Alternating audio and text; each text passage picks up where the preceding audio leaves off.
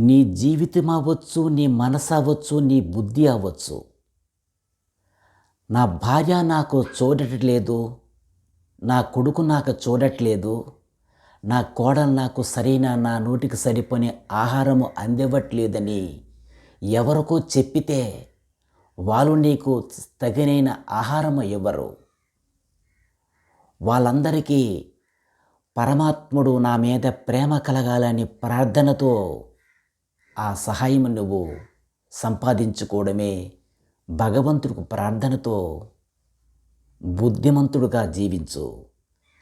అప్పుడు నీ కుటుంబమే నీకు అష్ట ఐశ్వర్యాలు, నీ నోటికి సరిపోయిన ఆహారం ఇస్తున్నారు.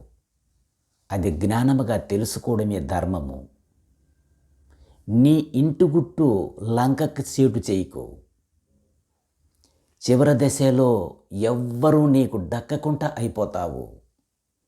అంతా నా మేలుకే జరిగింది, అంత నా మంచికే జరిగింది అనుకోవడమే ధర్మమని తెలుసుకో.